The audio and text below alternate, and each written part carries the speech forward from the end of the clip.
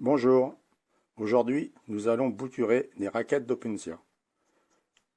Cela est très facile, il suffit simplement de respecter quelques règles de base. Déjà, dans un premier temps, voici les matériaux nécessaires. Donc, à la base, les raquettes d'Opensia. Vous constaterez que le principal est que la base soit vraiment sèche. Il ne faut absolument pas qu'elle reste soit humide ou qu'il y ait des traces de moisissure. Voilà des raquettes qui ont séché depuis au moins 3 semaines, presque un mois. Par contre, voilà, regardez celle-ci. On peut constater un début de pourriture, donc celle-ci n'est pas bouturable pour l'instant. On peut la recouper, la laisser sécher à nouveau et retenter de la bouturer. Ensuite, il nous faut des gants, indispensables. Ensuite, bien sûr, des pots. Des raquettes d'une variété différente, toujours très bien cicatrisées, à l'air libre. De la matière drainante, ici c'est de la pouzzolane, mais vous pouvez prendre du gravier. Attention, surtout, prendre que des matériaux neutres, pas calcaires. Ensuite, nous allons découvrir le mélange terreux.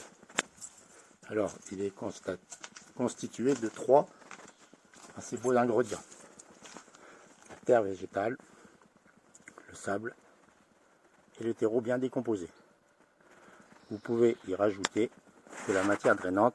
Le principal, c'est que l'eau s'écoule à travers la terre très rapidement.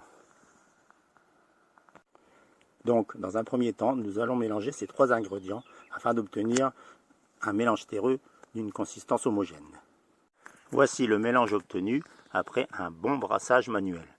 Ensuite, je n'hésite pas et j'incorpore la matière drainante en supplément. Toujours cette fameuse pouzzolane. Voici le mélange prêt à l'emploi. Maintenant, je remplis mes pots d'un tiers à peu près du mélange terreux préparé, oui, effectivement, en tassant légèrement.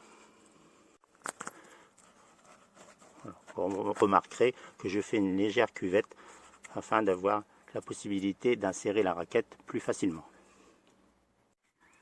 Voilà, après avoir bien pris soin d'enfiler les gants, d'avoir pris mon pot, de préparer un petit récipient assez rigide pour m'aider à remplir le pot avec le terreau existant, enfin le mélange terreux que j'ai préparé plutôt. Donc je prends ma raquette. Donc vous constaterez la belle cicatrisation. Ah, ça par contre, ça n'a rien à faire là. Voilà. Donc je disais, une belle cicatrisation qui limite les risques de pourriture.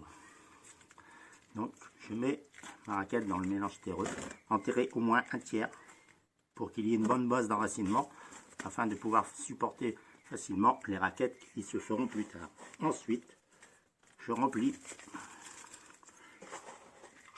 l'ensemble du pot en maintenant ma raquette bien droite, en mettant bien un mélange terreux tout autour. Je n'hésite pas à tourner le pot. Ensuite, je tasse légèrement avec le pouce. Voilà.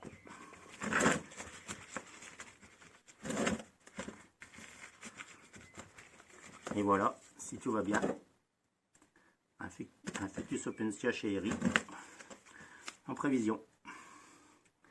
Ensuite, j'applique la même méthode pour les autres. Alors, nous allons changer de bouture, de variété. Donc là, vous constaterez que la taille de la raquette n'est pas tout à fait la même. La cicatrisation toujours la même, j'insiste, mais c'est très important.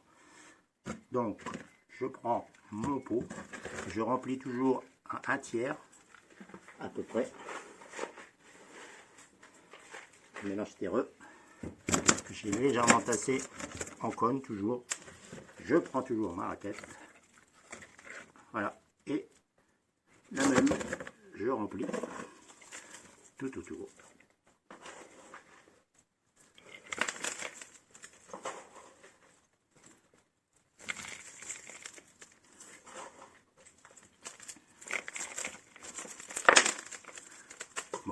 met un peu à côté, mais c'est pas grave, au moins il y a ce qu'il faut. Pensez à laisser un léger bord au pot afin de pouvoir arroser sans que l'eau ne déborde. Il faut laisser à peu près 5 mm, 1 cm. Comme ça vous avez un bord qui permet à l'eau de s'écouler tranquillement à travers le mélange terreau. Voilà, maintenant c'est un Opuntia longiformis futur, tout du moins en devenir. Donc voilà, après ces raquettes sont mises à l'abri. Alors ici moi j'ai la chance d'avoir une petite serre, donc là au début je vais les mettre, mais sinon vous pouvez très bien les laisser dehors tant que à cette saison il n'y a aucun problème, juste en vérifiant que le mélange ne sèche pas trop, mais par contre surtout ne soit jamais détrempé. Voilà, j'espère vous avoir aidé. Merci, à bientôt. Voilà, l'étape est terminée, le bouturage est fini. Maintenant nous allons procéder à l'arrosage. Alors arrosage en pluie fine. Pas la peine de arroser trop violemment pour creuser la terre ou faire bouger les raquettes. Donc une pluie très fine est suffisante. Vous constaterez que l'eau passe très rapidement à travers le mélange terreux.